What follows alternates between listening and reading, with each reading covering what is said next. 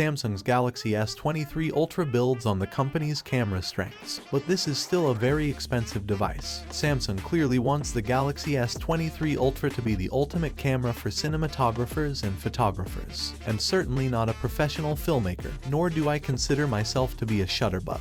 But after using the Galaxy S23 Ultra for several days, it's clear the new camera upholds the areas in which Samsung already excels, like low-light photography, and pushes those strengths a little further. The $1,200 Galaxy S23 Ultra will be available on Feb. 17 alongside the rest of Samsung's new phone lineup, which includes the $800 Galaxy S23 and $1,000 Galaxy S23 Plus. Like last year's Galaxy S22 Ultra, the S23 Ultra's giant screen, high price and souped-up camera may be too much for the average person. The name Ultra says it all. This phone is for people who want a phone that's over the top. Compared to the Galaxy S23 and S23 Plus, the Ultra offers a closer zoom magnification than most people will probably need, a stylus that stores inside the phone, and a massive 6.8 inches screen that's larger than both those of the iPhone 14 Pro Max and Google Pixel 7 Pro. You might not need all that excess, but after using this phone for a few days, I wouldn't blame you for wanting them. Samsung largely achieves its goal of providing a deluxe phone with an excellent camera and giant display. But it isn't perfect. That high price is hard to ignore, and photos taken on the Galaxy S23 Ultra don't always look as natural as those captured on the iPhone 14 Pro or Pixel 7 Pro.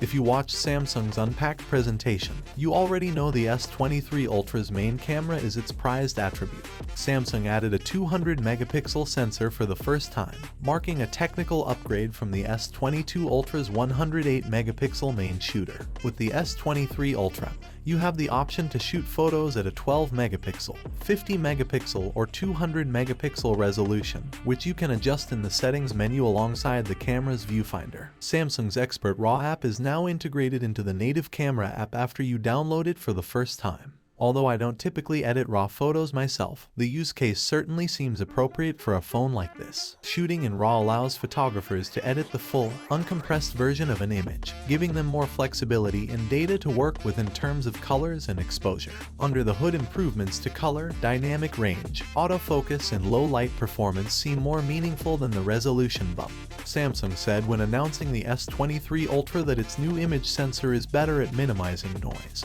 and that its algorithms have gotten better at enhancing color tones and details. Samsung largely positioned these improvements in the context of video recording and low-light photography, but they seem evident across general still photography, too. These changes are more noticeable to the naked eye than the increased resolution, unless otherwise specified. The photos in this article were taken at the default 12-megapixel resolution because the 200-megapixel files are just too large to display here. You can still see changes in how the camera processes color, skin tone, and dynamic range even at this lower resolution.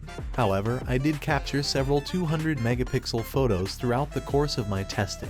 The biggest differences I noticed in those 200-megapixel photos compared to the 108-megapixel images taken on the Galaxy S22 Ultra had to do with color. Flowers were more vibrant shades of orange and trees looked more lush. The difference in resolution is only noticeable when you zoom all the way in to view the actual size of the pixels. The photos below, however, show how the Galaxy S23 Ultra's camera has changed compared to the S22 Ultra's. Take a look at the photos of trees and shrubbery taken at a park. Although you might not notice it in the smaller embedded version below, the leaves in the S23 Ultra's photo have a bit more separation and crispness compared to the S22 Ultra's, and there's also better contrast in the tree bark.